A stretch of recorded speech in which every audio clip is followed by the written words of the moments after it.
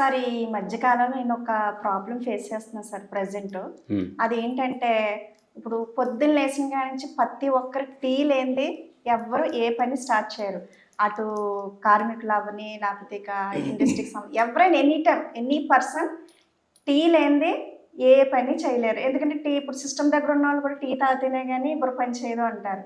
అలాంటిది ఈ మధ్యకాలంలో నాకు కొంచెం హాస్పిటల్కి వెళ్తే ఏమన్నారంటే డాక్టర్ గారు కాఫీలు టీలు అవాయిడ్ చేయమన్నారు. గ్యాస్ట్రిక్కిని టీకి కాఫీలకి సంబంధం ఏంటో తెలియలేదు.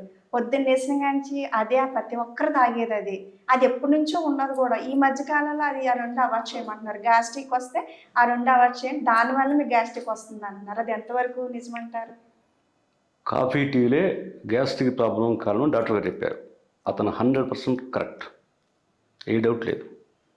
టీ వల్ల వరుసగా టీ అలవాటు లేనివాడు కూడా వరుసగా 10 రోజులు టీ తాగితే, ఎక్కువ తాగితే 1 or 2 ఏం కాదు, ఎక్కువ తాగితే 10 రోజుల్లో గ్యాస్ట్రిక్ ప్రాబ్లం స్టార్ట్ అయిపోద్ది.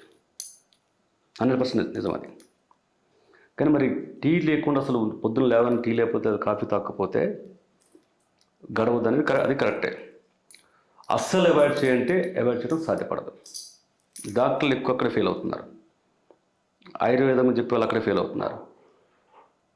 లిమిటెడ్గా తాగితే నువ్వు కాఫీ చెడు చేసినా, ఈవెన్ కాఫీ 2 కప్పుల వరకు చాలా మంచిది ఆరోగ్యానికి. ఈవెన్ టీ కూడా మంచిదే. లిమిట్ దాటితే అది గ్యాస్ట్రిక్ ప్రాబ్లం కారణం అవుతుంది, ముఖ్యంగా టీ. టీ మంచి ఆకుల నుంచి వచ్చేదే కదండి, అది కూడా ప్రకృతి నుంచి వచ్చే ఆకు కదండి. జస్ట్ ఒక ఆకు, అది నిజానికి చాలా మంచిది. మీరు విడిగా ఒక టీ ఆకు రోజు 4 ఆకులు తింటే తులసి ఆకులు ఎంత ఎఫెక్ట్ అంత కాకపోయినా అందులో సగం ఎఫెక్ట్ ఇస్తాయి, చాలా మంచివి. కానీ ఏమవుద్దంటే మీరు నీళ్ళు వేసి ఈ టీ ఆకు ఉంది కదా, టీ ఆకుని డైరెక్ట్ తీసుకొచ్చి మీరు పచ్చి ఆకుని తీసుకొచ్చి అది ఎండబెట్టి అందులో వేయరు. అది నిల్వ ఉండటం కోసం, మంచి వాసన కోసం రకరకాల కెమికల్స్ కలుపుతారు. తప్పు టీ ఆకుది కాదు, టీ ఆకు చాలా మంచిది.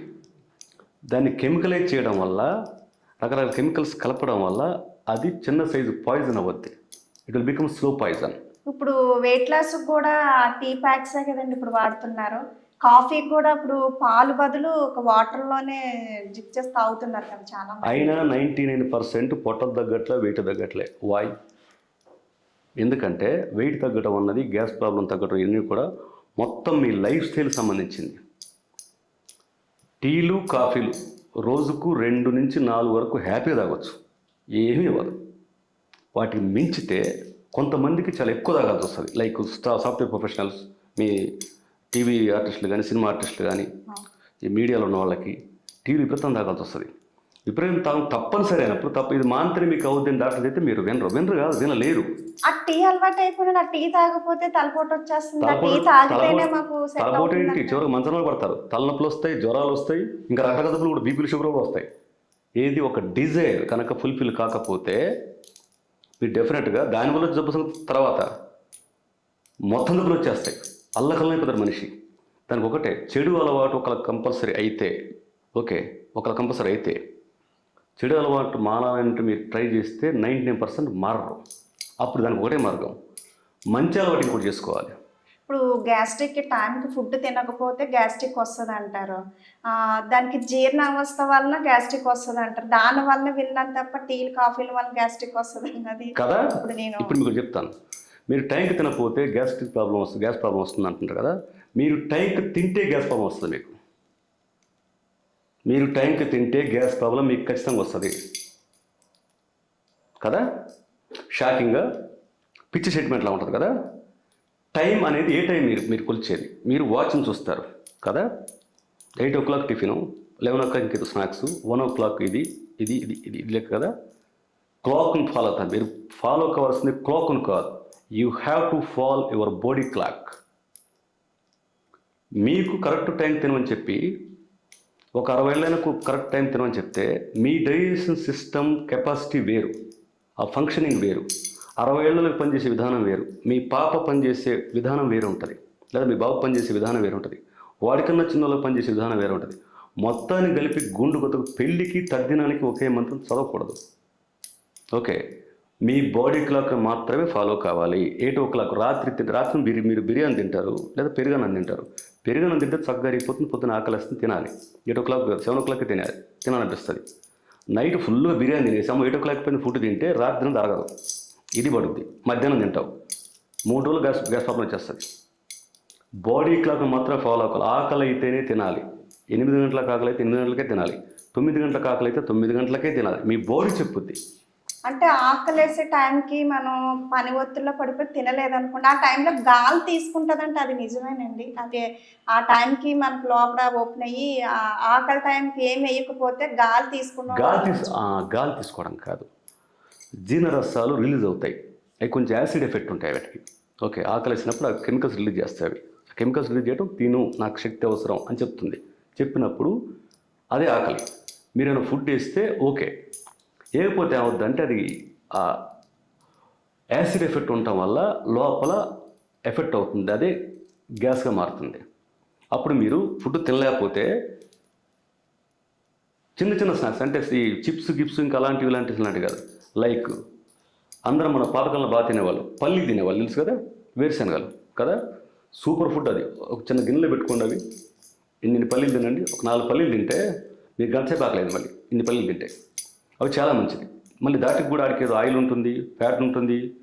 స్వీట్ తింటే లావు అయిపోతారు, పల్లి తింటే లావు అయిపోతారు. ఫస్ట్ ఆఫ్ ఆల్ ఇది తింటే లావు అవుతారు, అది తింటే లావు అవుతారు అనే ఒక సన్నాసి ప్రోగ్రామ్ డిజైన్ చేయడం వల్ల, మనుషుల మైండ్ సెట్ మొత్తం అలా అవడం వల్ల భయపడిపోయి మీ బాడీకి ఆ సజెషన్స్ ఇస్తున్నారు, ఇది తింటే లావు అవుతాం, ఇది తింటే లావు అవుతాం అని చెప్పేసి.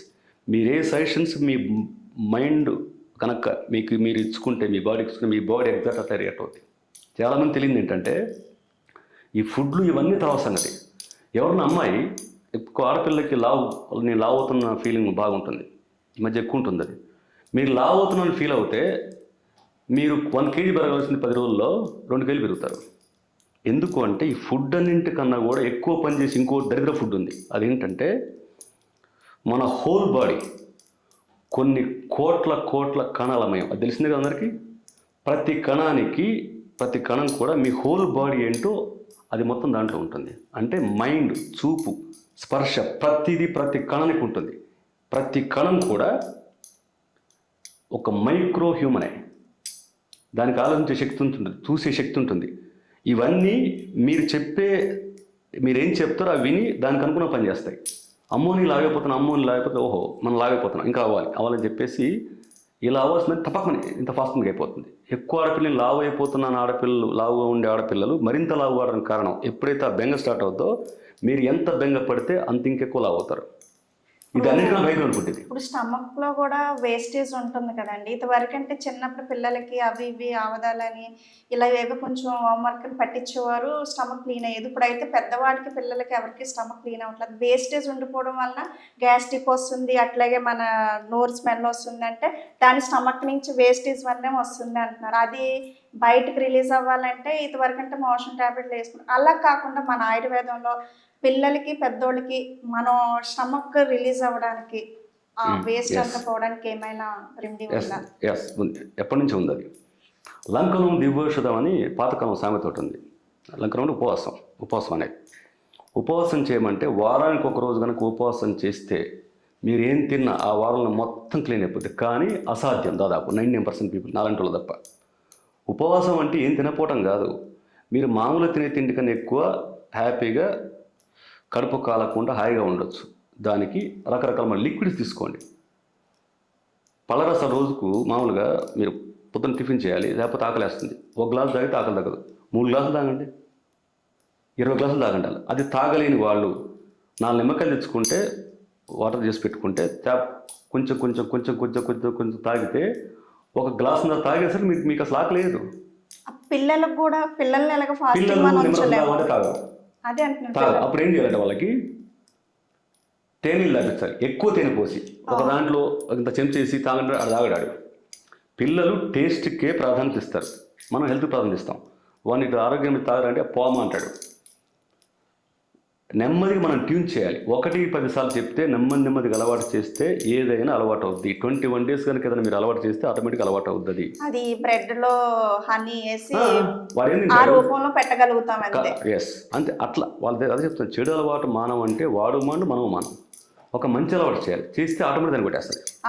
అది మీరు చెప్పింది కరెక్టే సార్. ఎందుకంటే పిల్లలు పుట్టిన వెంటనే కూడా చిన్న పిల్లలకి తేనె నాకిచ్చేవారు.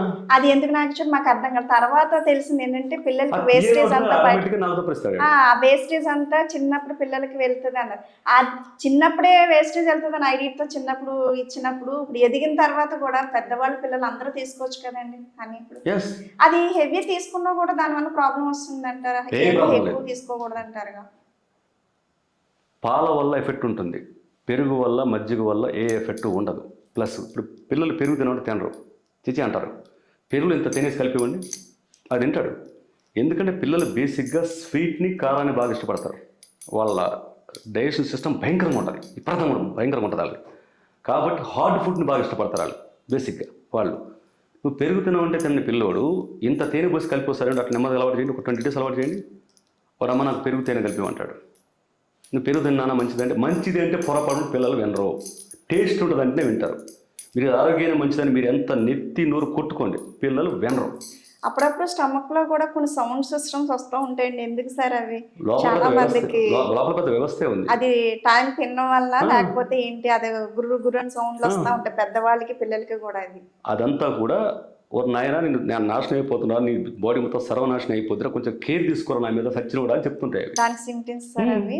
డెఫినెట్గా అది హెల్త్ ప్రాబ్లమేనండి. Definite health problem. అది డెఫినెట్గా రాబోయే హెల్త్ ప్రాబ్లమ్ని ముందే బాడీ చెప్పుద్ది. సపోజ్ ఇప్పుడు ఇందాక and come to the main point, gas problem అని చెప్పారు. 80% పీపుల్ చిన్న పిల్లల నుంచి పెద్దవాళ్ళకి మొత్తం ఉంటుంది ఈ ప్రాబ్లం. ఎందుకంటే మనం నింపిన మొత్తం ఫుడ్ విధానంలో first of all white rice తినడం వల్ల. కానీ వైట్ రైస్ మానప్పుడు మీరు వారానికి ఒక్కసారి పెద్దవాళ్ళైనా సరే ఇంత జరపు రైస్ వైట్ రైస్ వేసుకోండి. జీరా రైస్ అంటారు దాన్ని. మన హోటల్కి జీరా రైస్ అంటాం, బాగా తింటాం కదా, చాలా టేస్టీగా ఉంటుంది. వైట్ రైస్ తప్పనప్పుడు దాన్ని తగ్గట్టుగా దాన్ని ఎఫెక్ట్ని తగ్గించడానికి, నెగిటివ్ ఎఫెక్ట్ని తగ్గించడానికి పాజిటివ్ ఎఫెక్ట్స్ ఏమైనా చేయండి. లైక్ వారానికి 2 times అన్నా ఇంత జీలకర్ర వేసి ఆ వైట్ రైస్ తినండి. ఇట్స్ జీరా రైస్, టేస్ట్ బాగుంది. జీరా రైస్ మన హోటల్ తింటాం కదా, జీలకర్ర వేసిన రైసు. నువ్వు ఏ కూర వేసుకున్నా టేస్ట్ సూపర్గా ఉంటుంది. డైలీ తినంటే మీరు తినలేరు. డైలీ తింటే సూపర్ ఫుడ్ అది, తినలేరు. వారానికి అట్లీస్ట్ ఒక్కరోజు మధ్యాహ్నం కానీ నైట్ కానీ, ఇదొకటి నెంబర్ 1. ఇక గ్యాస్ట్రిక్ ప్రాబ్లంను పూర్తిగా తగ్గించాలంటే ఉన్న ఏకైక మార్గం నేను పర్సనల్గా ప్రయోగం చేసి కనుక్కుంది. కొంతమంది డాక్టర్లు కూడా నాకు తెలిసిన వాళ్ళు ఫాలో అయి హ్యాపీగా ఫీల్ అయింది. సంవత్సరాల నుంచి నా ప్రాబ్లం ఒక ఆర్టిస్టుడు ఉన్నాడు, అతని పేరు అంతఃపురం యాక్టర్, పేరు గుర్తులేదు నాకు. 3-4 years ఆ సమస్యతో పడి హింసపడి వేలకు ఖర్చు పెట్టి అయినా కూడా తగ్గకుండా పోయేది ఆ గ్యాస్ ప్రాబ్లం. 20 daysలో వచ్చేసి దండం పెట్టేశాడు. ఏమీ లేదు, మన ఇంట్లో మన కిచెన్ ఉంది కదా, మన కిచెన్ని మించిన హాస్పిటల్ ప్రపంచంలో లేదు. నిన్ను మించిన డాక్టర్ ఇంకోటి ప్రపంచంలో ఎవడు లేడు. ఫస్ట్ అప్పుడు ఏదో పెద్ద ఆపరేషన్లు అయితే తప్ప సెల్ఫ్ వేరే డాక్టర్ మన బాడీలో డాక్టర్ ఉంటాడు ప్రతి మనిషికి. మనకు తెలుస్తుంది, మన పెద్దవాళ్ళు చెప్తారు, కనీసం మనం వించాం.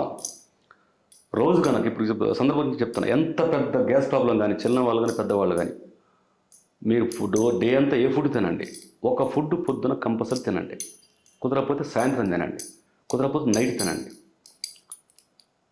పెద్దవాళ్ళైతే 1/2 kilo పెరుగు, పాకెట్లో కొనుక్కొచ్చిన పెరుగు కాదు, పాకెట్ పాలు ఎట్లా మనకు తప్పదు, తెచ్చుకొని వేడి చేసి ఒక మట్టి ముంతలో దాన్ని తోడు పెట్టుకొని పొద్దున్నే ఒక కరివేపాకు కట్ట, ఒక పుదీనా కట్ట, ఒక కొత్తిమీర కట్ట, ఒక పూర్తి నిమ్మకాయ, ఇంత తేనె, ఒక్క క్యారెట్, హాఫ్ కీరా, ఇవన్నీ కలిపి శుభ్రంగా వాటిని తీసుకొచ్చి కడిగేసి ఉప్పు నీళ్ళలో మళ్ళీ కడిగి ఆకుల్ని, ఎందుకంటే వాటి మీద కెమికల్స్ చల్లుతారు. కొత్తిమీర పుదీనా మంచిగా తినేసి డైరెక్ట్ తినేస్తే కడిగి తినేస్తే వాటి మీద కెమికల్స్ ఉంటాయి. కెమికల్స్ పోవు. ముందు వాటర్లో కడిగి తర్వాత ఉప్పు నీళ్ళ కాసేపు నానేసి మళ్ళీ కడిగితే ప్యూర్గా అవుతాయి. ఇవన్నీ ఆకులు తెంచి ఇట్లట్లా వేయద్దు, కత్తెర తీసుకొని కటింగ్ చేయాలి, సన్నగా తరగాలి, కాడలతో సహా చేసి పెరుగులో ఈ 3 కలిపేసి నిమ్మకాయ పిండేసి ఇంత తేనేసి కీరా క్యారెట్ వేసి 1 గంట సేపు మూత పెట్టి ఉంచండి. తర్వాత స్నానం చేసి ఫస్ట్ తినండి. తర్వాత మీరు దోశలు తింటారు, తినాలంటే ఇడ్లీ తింటారు, ఇంకేం తింటారు, అది ఎట్లా తప్పదు. అంటే మానలేరు, మీరు తినండి, ఏం పర్లేదు. అది మొత్తం ఒకేసారి 1/2 kilo తినాలని తినలేరు. నెమ్మది అలవాటు చేసుకోండి. తినాలనిపించారు కొంత తినగానే పక్క పెట్టండి, మన తర్వాత తినండి, అది ఏం పర్లేదు. విదిన్ 10 daysలో ఫస్ట్ మీకు కడుపు ఉబ్బరం అని అంటాం మామూలు తెలుగులో. గ్యాస్ వచ్చే ఫస్ట్ ప్రాబ్లం అంటే అంత ఉబ్బిపోయినట్టుగా, కొంచెం తిన ఉబ్బిపోయినట్టుగా ఉంటుంది. ఫస్ట్ అది పోతుంది. కాకపోతే ఒక 2-3 డేస్ బాత్రూమ్ చాలా ఎక్కువసార్లు పోతూ వస్తుంది. 10 డేస్లో కడుపులో ఉన్న చెత్త చెదరం దరిద్రం మొత్తం వెళ్ళిపోద్ది. వితిన్ 20-25 డేస్లో 50 ఏళ్ళలో కూడా తలతలెత్తి మీరిపోయే మొహం వస్తుంది. మీ ఫ్రెండ్స్ ఆశ్చర్యపోతారు. 20 డేస్ మీరు కలవకపోతే ఈ 20 డేస్ అది చేసి తింటే ఏంటి కలకలాడిపోతూ ఉంటారు. నేను స్పెసిఫిక్గా ప్రయోగం చేసి ఒక 2 ఎంబీబీఎస్ ఫినిష్ చేసిన అమ్మాయిల మీద ప్రయోగం చూసింది. అది నేను పర్సనల్ చేసిన పక్క పెట్టండి. గ్యాస్ ప్రాబ్లంకు దీన్ని మించిన మెడిసిన్ ప్రపంచంలో లేదు. ప్రపంచంలో ఎందుకు లేదు అంటున్నా అంటే ప్రపంచంలో మెడిసిన్ మొత్తం ఇక్కడికి వస్తున్నాయి. అందరూ వాడుతున్నారుగా, రకరకాల టాబ్లెట్స్ వాడుతున్నారుగా. ఎప్పుడు టాబ్లెట్ చేసుకుని తాగుతారు, ఏ టాబ్లెట్ వేయక్కర్లేదు. అది తింటే మీ కాలి గోరు నుంచి జుట్టు వరకు మొత్తం మెరిసిపోతున్నాం ఏంటి అనే స్థితి వస్తుంది. చేసి చూడండి. అదే ఎందుకు తలకు నూనెలు పెడతారు కదా, వారానికి ఒకరోజు ఇంత పెరుగు తలకు పెట్టేసి 1 గంటకి తలస్నానం చేయండి. పట్టుకుచ్చులా ఉంటుంది జుట్టు, పట్టుకుచ్చులా ఉంటుంది. ఓకే, జుట్టు దానికి అంత సంబంధం ఉంటుంది పెరుగు అనేదాన్ని. ఇంకా మీరు తింటే ఇంకా ఎఫెక్ట్ ఉంటుంది. ఇవన్నీ కలిసి ఒక అద్భుతమైన మెడిసిన్ అవుతాయి. పెరుగు, కొత్తిమీర ఇవన్నీ కలిసి ఒక అద్భుతమైన మెడిసిన్ అవుతాయి. 10 ఏళ్ల నుంచి ఉన్న గ్యాస్ ప్రాబ్లం కూడా విదిన్ 1 మంత్లో సాల్వ్ అయిపోద్ది. అది కంటిన్యూ చేస్తే మీరు దానికి ఒక వ్యసనంలాగా, తాగుబోతులు ఇంకా మందుకి ఎట్లా అలవాటుపడతారో, నాలాంటి స్మోక్ ఎట్లా అలవాటుపడతారో అలాగే దానికి అలవాటు పడతారు. మీరు తర్వాత బిర్యానీ ఉంటే ఇంకొంచెం మగాళ్ళు అయితే మందు కొట్టండి ఫుల్గా. ఏం అడ్డమైన గడ్డి తినండి. పొద్దున కనుక 1 కిలో పెరుగులు ఇవన్నీ చేస్తే మొత్తం కొట్టేస్తుంది. ఎందుకంటే మన లైఫ్ స్టైల్లో అలవాటైన చెడు అలవాట్లు మనం మానలేము. డాక్టర్లు మొత్తుకున్నా, మంత్రి సత్రాలు లాంటి మొత్తుకున్నా వింటాం. కరెక్ట్గా అనిపిస్తుంది. టీవీ చూసిన పక్క బాగానే ఆ చిప్స్ ఎక్కడ ఉన్నాయి, ఆ చికెన్ ఈరోజు ఏముంది. గతంలో మీరు చికెన్ చేసిన మటన్, ఆంధ్రలో కల్చర్ బాగుంటుంది. గోంగూర మటను, ఇంకేదో మటన్ చేస్తారు. అది చాలా మంచిది. గోంగూర మటన్ సెల్ఫ్ నేనే తిన్నాను, అది చాలా మంచిది. మటన్ చాలా స్లోగా అరుగుతుంది, అది 70 hours పడుతుంది. గోంగూర వల్ల చాలా ఫాస్ట్గా అరిగిపోతుంది, పూర్తిగా అరిగిస్తుంది. ఇప్పుడు మనకు అంత ఊపికలు ఉండట్లేదు. ఓకే, ఒకటే చెడు అలవాటు, నీ అలవాటు. మగాళ్ళకు ఉండే సిగరెట్లు, మందులు కానీ, మీ ఆడలకు ఉండే అతి తిండ్లు కానీ, మీకున్న విపరీత స్ట్రెస్ వల్ల ఎక్కువ తింటూ ఉంటారు. ఏం తినండి, రుచుల కోసం ఏం తినండి, పిల్లలు ఏం తినండి. చిన్న పిల్లలతో సహా 1 కిలో తయారు చేసి మీకు, మీ వారికి, పిల్లలకు తల ఇంత పెట్టేసేయండి. అది అలవాటు చేయండి. చేస్తే ఎలాంటి గ్యాస్ ప్రాబ్లం కూడా కంప్లీట్గా క్లియర్ అయిపోతుంది. దీన్ని మించిన మెడిసిన్ ఇంకోటి లేదు. చేసి చూడండి, 1 మంత్ చేసి చూడండి. అది గ్యాస్ ప్రాబ్లం సంబంధించిన. గురువుగారు, ఇప్పుడు ప్రెజెంట్ మా జనరేషన్కి వస్తే ఒక ఏజ్, అమ్మాయికి కానీ అబ్బాయికి కానీ ఒక ఏజ్ వచ్చేటప్పుడు ఈ లివింగ్ రిలేషన్షిప్స్, సెక్సువల్గా కలవడం, ఒకటే ఇంట్లో ఉండడం, ఇవన్నీ అయిపోయాక మ్యారేజ్ ఒక ఏజ్ వచ్చేసరికి ఒక 24, అమ్మాయికి అయితే ఒక 20, అబ్బాయికి ఒక 26 అలా వచ్చేసరికి అది మొత్తం ఆల్రెడీ అయిపోవడం వల్ల లివింగ్ రిలేషన్షిప్లో మ్యారేజ్ అయినా వితిన్ మంత్స్లో, వీక్స్లో, ఇయర్స్లో డైవర్స్ అయిపోవడం, లేదంటే గొడవలు పడడం. అప్పటి వరకు లివింగ్లో ఉన్నంతసేపు మంచిగా ఉండేవాళ్ళు. వన్స్ మ్యారేజ్ అయ్యాక ఎందుకు అలా ఉండలేకపోతున్నారు? ఇది చాలా hard question. Whole world wise ఒక ఇండియాలో మధ్య బాగా ఎక్కువైపోయింది ప్రాబ్లం. గతంలో అమెరికా లాంటి వెస్టర్న్ కంట్రీస్ ఎప్పటి నుంచి ఉంది ప్రాబ్లం. ఇప్పుడు ఇక్కడ ఎంటర్ అయిపోయింది. సొసైటీ మొత్తం అల్లకల్లం చేస్తుంది. లివింగ్ రిలేషన్లో ఉన్నప్పుడు బాగున్న రిలేషను పెళ్ళిగా మారగానే తన్నుకొని వస్తున్నారు, విడిపోతున్నారు. రైట్ కదా? లివింగ్ రిలేషన్లో ఉన్నప్పుడు ఏంటంటే, లివింగ్ రిలేషన్ రాకముందు చాలా ఎట్లెట్గా కనపడతారు. వీళ్ళు వారానికి ఒకసారి 2 సార్లు సాయంత్రం పూట గంట కలుస్తారు. రైట్? అప్పుడు మహా క్రేజ్ కనిపిస్తారు ఒకరికొకళ్ళు. లివింగ్ రిలేషన్లోకి వచ్చిన తర్వాత అంతకాలం ఫిజికల్గా పెద్ద కలిసే అవకాశం లేకపోవడం, మ్యాక్సిమం అవకాశం ఉండటం వల్ల అప్పుడు ఇద్దరు పని చేయటం, లేకపోతే ఒక్కరు పని చేయటము, ఎప్పుడంటే అప్పుడు ఈ బంధాన్ని తెంచేసుకోవచ్చు అనే బాధ్యత లేనప్పుడు క్రేజీగా ఉంటుంది. అది ఎప్పుడప్పుడు తెంచుకోవచ్చు ఉన్నప్పుడు.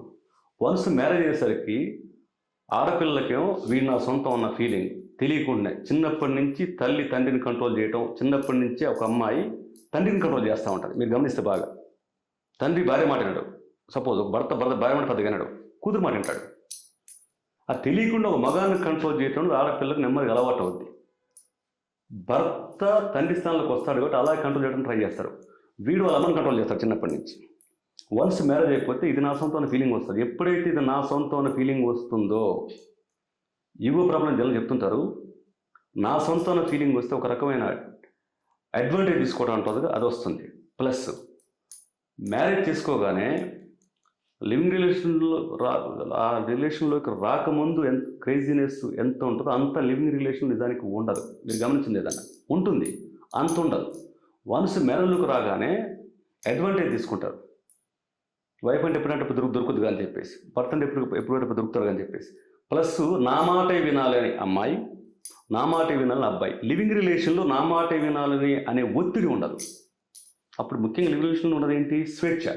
ఇద్దరికి స్వేచ్ఛ. మనం ఫ్రీగా ఉన్నాం, మనం పెళ్ళి ఏం చేసుకోదు. స్వేచ్ఛ ఎప్పుడైతే ఫీల్ అవుతావో అవతల మనిషిని కంట్రోల్ చేయడం ట్రై చేయవు. ఆ సైకలాజికల్ స్టేటస్లో ఉన్నప్పుడు వన్స్ మ్యారేజ్ అయిపోతే వీడు నా సొంతం అమ్మాయికి, ఇది నా సొంతం వీడికి, ఇద్దరికి ఉంటుంది. అప్పుడు ఏమవుద్ది? నువ్వు నా మాట వినాలి వీడికి, అవతల నుంచి కూడా నువ్వు నా మాట వినాలి. కొట్టుకొని చావడం తప్ప ఇంకేముంటుంది అక్కడ? పెళ్ళి అంటే పంచాయతీ. మా ఫ్రెండ్ ఒకటి చెప్పాడు, పెళ్ళి అంటే ఏంటంటే పంచాయతీ అన్నాడు. ఎప్పటికీ తగిన పంచాయతీ అన్నాడు. వాడు మన తెలంగాణ పోలీస్ స్టేట్ ప్రెసిడెంట్ వాడు భలే చెప్పాడు. పెళ్ళి అంటే ఏంటరా అంటే పంచాయతీ రా అన్నాడు. ఏం పంచాయతీ అంటే ఎప్పటికీ తగిన పంచాయతీ, వాయిదా పడతా ఉంటారు అన్నాడు. ఎగ్జాక్ట్లీ. ఎప్పుడైతే మనం ఒక మనిషిని పెళ్లి రూపంలో లివింగ్ రిలేషన్లోనో లేకపోతే లవ్ ఎఫైరో లేకపోతే ఎఫ్ఐఆర్ వాట్ ఎవర్, అవతల మనిషికి ఒక బ్రెయిన్ ఉంటుంది, కొన్ని ఎమోషన్స్ ఉంటాయి, కొన్ని ప్రయారిటీస్ ఉంటాయి. వాటిని రెస్పెక్ట్ ఇవ్వాలన్న ఫీలింగ్ మాకు, సేమ్ టైం మీకు కూడా అవతల మనిషి కొన్ని ఎమోషన్స్ ఉంటాయి, ప్రయారిటీస్ ఉంటాయి అని మీకు ఉండి రెస్పెక్ట్ ఇస్తే, సపోజ్ నేను మా అత్తమామలకు వాల్యూ, ఆ అమ్మాయి ఏం చేస్తుంది తన తల్లిదండ్రులకు ఇచ్చిన వాల్యూ ఎవరికి ఇవ్వరు, చివరికి 3 కూడా ఇవ్వరు. ఓకే, సేమ్ టైం ఇతను కూడా వాళ్ళ అమ్మ నాన్నకి ఇచ్చిన ప్రయారిటీ వైఫ్కి ఇవ్వడు. మామూలుగా వైఫ్కి ఎక్కువ ఇస్తారు అనుకుంటారు, ఎప్పుడంటే మొత్తం తేడాలు వచ్చినప్పుడు. అప్పుడు నువ్వు కనుక కొంచెం, అది భార్యాభర్తల బంధం కానీ ప్రేమ బంధం కానీ, ప్రేమ అంటే అది ఏది కానీ ఇక్కడ కానీ అక్కడ కానీ ఏదైనా ప్రేమ కదా. ప్రేమ అంటే ఎదుటి మనిషి మైండ్తో నువ్వు చూడడం, అది ప్రేమ. ప్రేమకు లక్షణంలో నేను చెప్పారు రకరకాలు. నీకు చచ్చిపోతాను, ఒకరికొకరు చచ్చిపోవడం, ఒకే ఆత్మ 2 శరీరాలు, అది కొంతవరకు కరెక్టే. కానీ నిజంగా ప్రేమ అంటే కరెక్ట్ చెప్పడం చచ్చిపోవటం, ఎదుటి మనిషి మైండ్తో నువ్వు ఆలోచించటం, ఎదుటి మనిషి ప్రాక్టీసే నీ ప్రాక్టీస్ అవ్వటం. నిన్నే కాదు నీ బంధువులు మొత్తం ప్రేమిస్తా. ఇప్పుడు ఇంకోటి ఏంటంటే సార్, ఈ మధ్యకాలంలో ఇప్పుడు జరుగుతున్న సిచ్యువేషన్స్ ఏంటంటే చాలా మంది ప్రాబ్లమ్స్ ఫేస్ చేస్తున్నారు. కరెక్ట్ ఏజ్ ఉంటుంది, ఆ ఏజ్లో గర్భం వస్తుంది చాలా వరకు, కానీ కరెక్ట్ ఏజ్ ఉన్న వాళ్ళు గర్భం రావట్లేదు. అలాగే చిన్న ఏజ్లో అంటే ఒక 16-17లో మ్యారేజ్ చేసేస్తున్నారు చూడండి, ఆ పిల్లలకు ప్రెగ్నెన్సీ వచ్చేస్తుంది త్వరగా, వాళ్ళకి వస్తుంది. కరెక్ట్ ఏజ్ వచ్చేటప్పటికి రావాలి, అసలు ఏజ్ వచ్చేటప్పటికి రావాలి. కానీ ఇప్పుడు ఏజ్లో ఉన్న అమ్మాయికి ప్రెగ్నెన్సీ రావట్లేదు, దానికోసం హాస్పిటల్ చుట్టూ అక్కడెక్కడ తిరుగుతున్నారు. ఇన్నాళ్ళంటే 1 ఇయర్కి పిల్లలు పుట్టలేదు, ఇప్పుడు 3 ఇయర్స్ 4 అంటే గ్యాప్ ఇచ్చడం వల్ల వాళ్ళకి పిల్లలు పుట్టట్లేదా, లేకపోతే మన ఫుడ్ ప్రాబ్లం వల్ల, లేకపోతే ఏంటి దానికి అర్థం కావట్లేదు.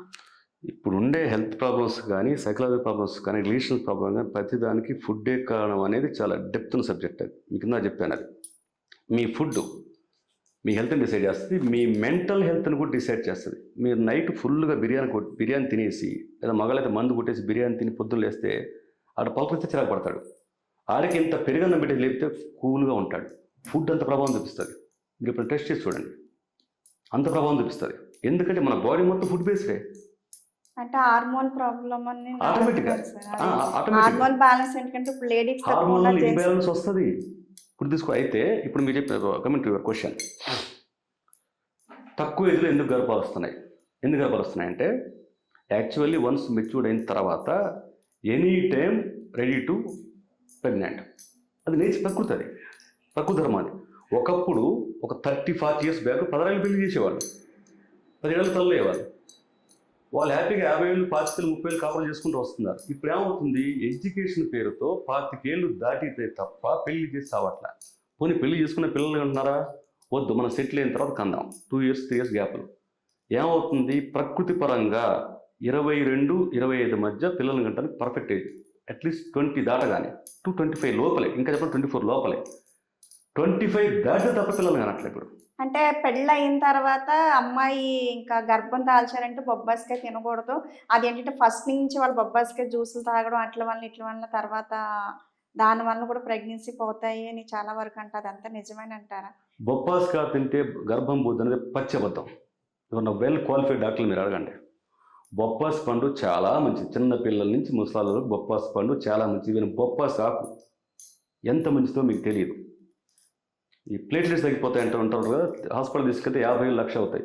ఏం అక్కర్లేదు, బొప్పాయి సాగులో మరగబెట్టి రసం తాగించండి, 3 రోజులు టపకన పెరిగిపోతాయి. నేను ఎక్స్పెరిమెంట్ చేసి చూసేది. బొప్పాసి పండు తింటే గర్భం పోతే ఇంకోటి పోతే అర్థం పర్థం లేని మాటలు అవన్నీ కూడా. ఇంతవరకు పిల్లలు పుట్టిన తర్వాత ఇంతవరకు తల్లికి ఫీడింగ్ పాలు ఇవ్వడానికి వచ్చి ఇప్పుడు అసలు తల్లికి పాలే రావట్లేదు. డెలివరీ అయినా బేబీకి డబ్బా పాలే పెట్టే పరిస్థితి ఎందుకు వస్తుంది. వస్తాయి? మీ శరీరాన్ని మీరు సర్వనాశనం చేసిన తర్వాత సహజంగా ప్రకృతి పరంగా రావాల్సిన చక్కని పాలు పడాలి అంటే ఎలా వస్తాయి? ఎటు నుంచి వస్తాయి? మీకు కరెక్ట్ మీరు మెచ్యూర్ అయ్యే టైంకు మెచ్యూర్ అవ్వకుండా అంత ముందే మెచ్యూర్ అయిపోతున్నారు, అంతమంది పెద్దవాళ్ళు అయిపోతున్నారు. పెళ్లి ఖచ్చితంగా 18 ఏళ్ల తర్వాత ఖచ్చితంగా పెళ్లి చేసి తీరాలి. ప్రకృతి పరంగా చెప్తున్నాను, సొసైటీ గురించి లా గురించి చెప్పట్లేను. ఓకే, ప్రకృతి పరంగా 18 ఏళ్ళ కాలకం రెడీ ఉంటుంది గర్భం దాల్చడానికి. కానీ సామాజిక సమస్యల వల్ల, కారణాల వల్ల, లైఫ్ వల్ల, లైఫ్ స్టైల్ వల్ల, సింపుల్ పల్లెటూరులో చదువు ఎడ్యుకేషన్ ఎక్కువ లేని వాళ్ళు, 10th లోపల అయిన వాళ్ళు 18 ఏళ్ళు 20 ఏళ్ళు పెళ్లి చేస్తున్నారు. 16 ఏళ్ళు మరీ చేయట్లేదు కానీ 10 ఏళ్ళు పెళ్లి చేస్తున్నారు. 90% అలా చేస్తున్నారు చిన్న చిన్న పల్లెటూరులో, చిన్న చిన్న టౌన్లలో. కానీ హైలీ ఎడ్యుకేటెడ్ సొసైటీలో లేదా కొంచెం టౌన్ ఏరియాలో, అర్బన్స్ ఎక్కడ కూడా 25 దాటి తప్ప ఆడపిల్లలు పిల్లలు అంటున్నారా ఇక్కడ వాళ్ళు? 25 అప్పటికే మీరు పిల్లలు కానీ ఏజ్ దాటిపోతుంది. 30 క్రాస్ అయిందంటే మొత్తం బాడీ సిస్టమ్ తనకు పిల్లల గంటం తనకు ఇష్టం లేదు. లోపల ఒక బాడీలో ప్రతి అణువు ఒక హ్యూమనే. లోపల కొన్ని కోట్ల హ్యూమన్స్ ఉంటారు, మైక్రో హ్యూమన్స్ ఉంటారు.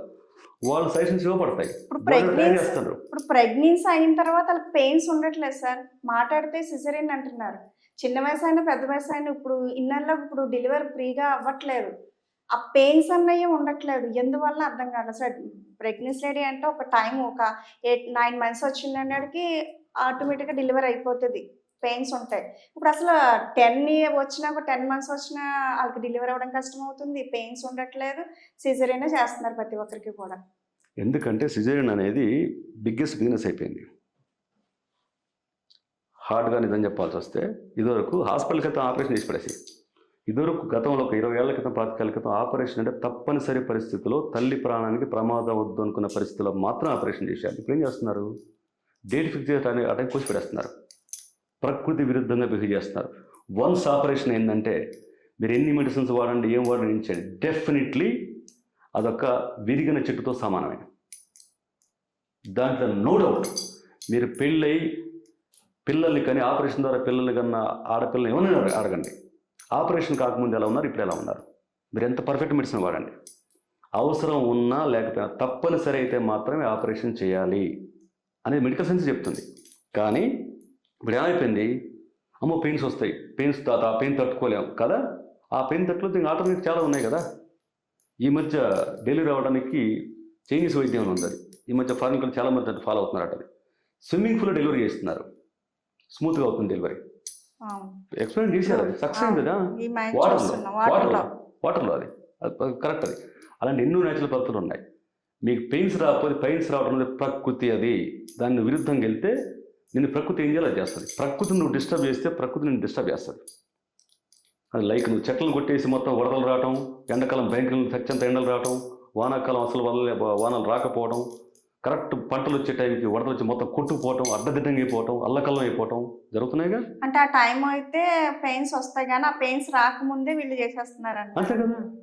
ఆ పెయిన్స్ కాదు, డెలివరీ అవుతున్న టైంలో నరకం చూస్తాం, ఆ టైంలో వద్దు, ఆపరేషన్ అయితే ప్రాబ్లం ఉండదు అని చెప్పి తల్లిదండ్రులు, ఇంకా చెప్పాలంటే కరెక్ట్గా చెప్పాలంటే తల్లిదండ్రుల పనికిమాల అతి ప్రేమ వల్ల పిల్లల జీవితాన్ని ఆ కొద్దిసేపు, ఆ ఒక్క పూట, ఆ గంట సేపు పెయిన్ కోసం, ఆ గంట 2 గంటల పెయిన్ కోసం జీవితాంతం వాళ్ళ పెయిన్ తీసుకొని నెత్తినేస్తారు.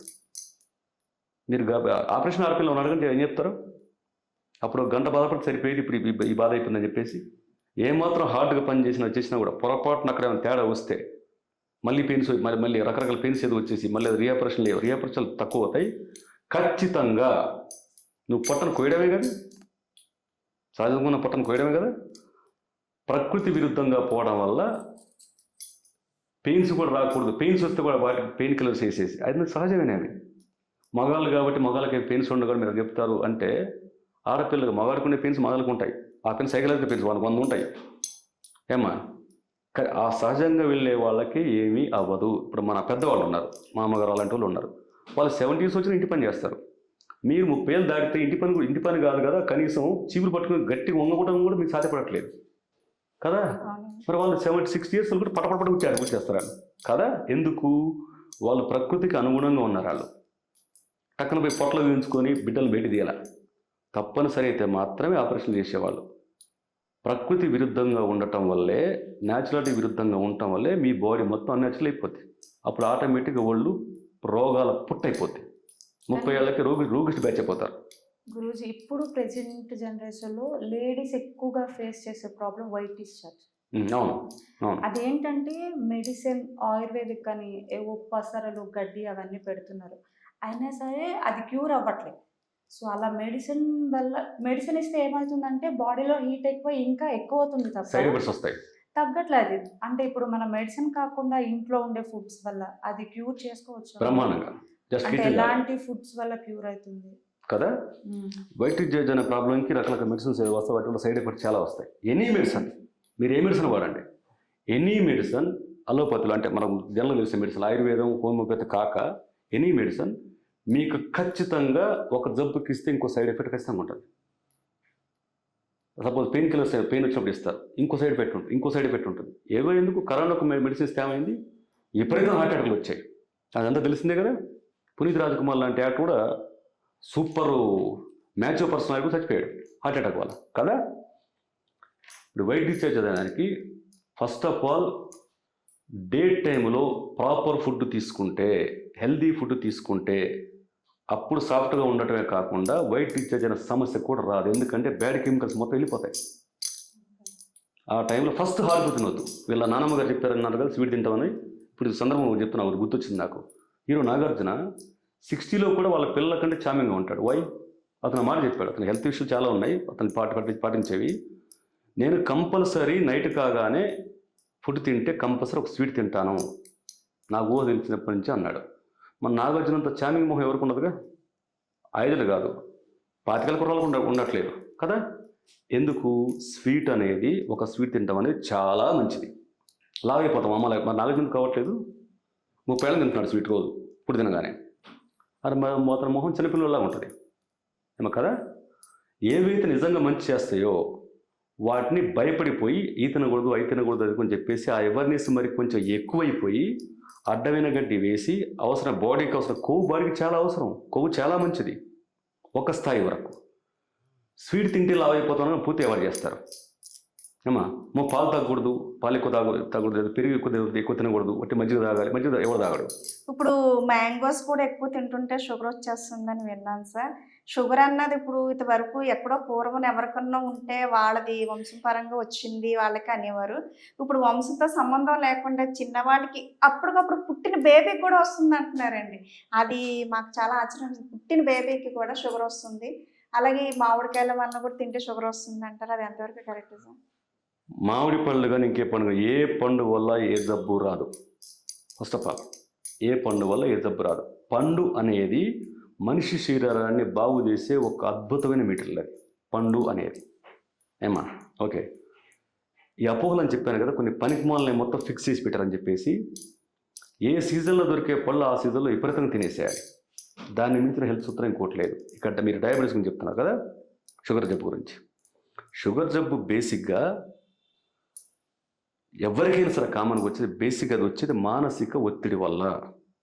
ఈవెన్ క్యాన్సర్ కూడా మానసిక ఒత్తిడి వల్ల వస్తుంది. అందుకే ఈ మధ్యకాలంలో లేడీస్కి ఎక్కడికి పోయినా లేడీస్కి విపరీతం క్యాన్సర్లు వస్తున్నాయి. ముఖ్యంగా పల్లెటూరులోకి వెళ్తే విపరీతం క్యాన్సర్లు వస్తున్నాయి. మగాళ్ళకి ఎక్కువ సిగరెట్లు మందు తాగే మగాళ్ళకి ఎక్కువ రావట్లా. పుట్టిన బేబీకి ఎట్లా వస్తుంది సార్? అది జెనెటికల్. మీ తాతగారి జెనెటికల్ ఎఫెక్ట్ కూడా మీ మీద పడుతుంది. పుట్టిన వెంటనే కాదు, గర్భంలో తయారవుతుంది కదా. ఇప్పుడు ఆమెకు ఆల్రెడీ స్టార్టింగ్ స్టేజ్ ఉందనుకోమ్మా, తల్లికి స్టార్టింగ్ స్టేజ్ ఇంకా అప్పటికి షుగర్ లేదు. బట్ షుగర్ అనేది ఒక్కరోజు వచ్చేది కదా, మొక్కలా కొద్ది పెరుగుతుంది. కొంచెం లెవెల్లో, బేసిక్ లెవెల్లో ఉన్నప్పుడు కనుక, అంటే ఆవిడకి తెలియదు షుగర్ విషయం కూడా తెలియదు, వస్తే బిడ్డకు ఆటోమేటిక్ వచ్చేస్తుంది. ఇవన్నీ ఏంటంటే తల్లి మానసిక ఒత్తిడి విపరీతంగా పడితే బిడ్డకు ఖచ్చితంగా డయాబెటీస్ వస్తుంది. తల్లి కనుక మానసిక ఒత్తిడి, అందుకే పాతకాలం చెప్పేవాళ్ళు గర్భవతి ఉన్న పిల్లని ఏమాత్రం కష్టపడినిచ్చేవాళ్ళు కాదు, ఫిజికల్ పనులు చేయనిచ్చేవాళ్ళు కాదు, కొన్ని పనులు మాత్రం చేయనిచ్చేవాళ్ళు. పొరపాటున కూడా గర్భవతి అయిన ఆడపిల్ల ఒక్క మాట అనిచ్చేవాళ్ళు కాదు. అందుకే అప్పట్లో గర్భవతి అయిన 3 4 నెలలు తీసుకెళ్ళిపోయేవాళ్ళు, పుట్టిన తీసుకెళ్ళిపోయేవాళ్ళు, అపురూపం చూసుకునేవాళ్ళు. ఎందుకు అంటే సైకలాజికల్గా ఏమాత్రం ఎఫెక్ట్ పడకూడదు, ఏమాత్రం బాధపడ్డా డైరెక్ట్ ఎఫెక్ట్ పడుతుంది ఆడికి. ఎందుకంటే బొడ్డు కనెక్ట్ ఉంటుంది కదా, తల్లికి పడే ప్రతి ఎఫెక్ట్ పడింది ఉంటుంది, ప్రతి ఎఫెక్ట్ ఉంటుంది. తల్లికి ఏ జబ్బు లేకపోయినా లేదా బేసిక్ ఉన్న పిల్లలకు డైరెక్ట్ వచ్చేస్తుంది. తల్లి మనగా ఆ టైంలో కనుక మానసిక ఒత్తిడి పడితే అత్యంత సున్నితంగా ఉండే బిడ్డలోకి ఆటోమేటిక్గా డయాబెటీస్ జనరేట్ అయిపోతుంది. బిడ్డతో పాటు అది ఒక్కొక్క బాడీ పార్ట్ తయారవుతుంటే చక్కగా లోపల కూడా డయాబెటీస్ తయారైపోతుంది. ఇందాక ఒక క్వశ్చన్ అడిగాను కదా, అమ్మాయిలు బ్రెస్ట్ సైజ్ ఇంక్రీజ్ అలాంటిది, అలా మెడిసిన్స్ ద్వారా కాకుండా ఇప్పుడు ఆర్గాన్ ఫుడ్స్ కానీ మన ఇంట్లో ఉండే డైలీ ఫుడ్స్ కానీ అలా ఇంప్రూవ్ అవ్వడానికి ఏమైనా ఫుడ్స్ తీసుకోవచ్చు? అంటే ఇంట్లో ఉండే ఫుడ్స్ మనం బయటికి వెళ్ళి మెడిసిన్ అట్లా దానివల్ల మళ్ళీ సైడ్ ఎఫెక్ట్స్ వచ్చాయి, అలా కాకుండా మన ఓన్ గా మనం తీసుకొని హెల్తీగా ఉండేటట్టు ఇంక్రీజ్ అవ్వాలి, బట్ హెల్తీగా ఉండాలి. అలాంటిది ఇంక్రీజ్ అన్నది కొంతవరకు మాత్రమే ఉంటుంది. బాడీ పార్ట్స్ ముఖ్యంగా బ్రెస్ట్, ఆడపిల్లలు బ్రెస్ట్ చిన్నగా ఉంటే మాకు అది ఆడదాం తక్కువ ఉందని మగాళ్ళు అది ఫీల్ అవుతుంటారు. కానీ దానికంటే ముఖ్యం హెల్తీగా ఉండటం, హెల్తీగా ఉండటం అన్నది. అదే మీరు మెడిసిన్స్ వాడి ఆపరేషన్ చేసి అసహజంగా చేస్తే ఒక 5 ఏళ్ళు 10 ఏళ్ళు తర్వాత లైఫ్ లాంగ్ ఎఫెక్ట్ పడుతుంది. అది ఈ మధ్య వరల్డ్ వైజ్ సైంటిస్టులు క్రిస్టల్ క్లియర్ చెప్తారు, ఈ అసహజ పద్ధతులు కరెక్ట్ మంచివి కావని చెప్తూనే ఉన్నారు. ఓకే, అయినా చేస్తున్నారు, ఆ ఎఫెక్ట్లు పడుతూనే ఉన్నాయి. లవ్ తగ్గించడం కోసం ఆపరేషన్ చేసి ఆర్తీవర్ లాంటి అమ్మాయి శాంతి పోవటం ఏకంగా ఇలాంటి జరిగాయిగా, ఆపరేషన్ జరిగినాయిగా. నీకు బాడీలో ఎక్కడిది ఆపరేషన్ జరిగింది అక్కడ జరిగితే కూడా అలాగే అవుద్ది. వాటికి సహజమైన మన ఇంట్లోనే ఉన్నాయి. సపోజ్ మనం అందరం నెయ్యి తినడం మానేసాం. గతంలో ఇంత నెయ్యి లేనిది అన్నం తినేవాళ్ళు కాదు అప్పట్లో, మేము చిన్నప్పుడు ఉన్నప్పుడు. ఓకే, ఇంత పెరుగు తినంది భోజనం తిని చేసేవాళ్ళు కాదు. ఇప్పుడు నెయ్యి తింటే అమ్మో లావైపోతాం, పెరుగుతుంటే అమ్మో లావైపోతాం. వీటి వల్ల లావైపోవడం కాదు, ఉండాల్సిన పర్సనాలిటీ ఉండట్లా. ప్లస్ జీరో సైజ్ అని ఒక పిచ్చి భ్రమలు ఆడపిల్లకు వచ్చాయి. అది మీడియా చేసింది, దాన్ని ఆడపిల్లలు నమ్ముతున్నారు. నిజానికి జీరో సైజ్ ఆడపిల్ల అంటే ఎముకల గూడు ఉంటుంది కదా, నిజానికి ఆడపిల్ల కాస్త నిండుగా ఉండాలి, ఉంటేనే ఆడపిల్లగా ఉంటుంది. జీరో సైజ్ అంటే చూడ్డానికి అది బాగుంటుంది, కానీ జీరో సైజ్తో ఫ్రెండ్షిప్ చేసేవాడికి అంత క్రేజీగా ఏమి ఉండదు, చూసే వాళ్ళకి ఉంటుంది, అంతవరకే ఉంటుంది. అంటే పూర్తి అసహజంగా వెళ్తున్నాం. ఇక కమింగ్ టు ద పాయింట్, నెయ్యి కనుక ప్రతిరోజు మీరు ఇంత తింటే మీ హోల్ బాడీలో ఒక నిగారింపు వస్తుంది, హెల్తీగా అవుతాయి. Every part including your eyes glow కూడా, మీ స్కిన్ గ్లో కూడా, మీ లిప్స్ గ్లో కూడా, ఈవెన్ మీ జుట్టు గ్లో కూడా చాలా బెటర్గా ఉంటుంది.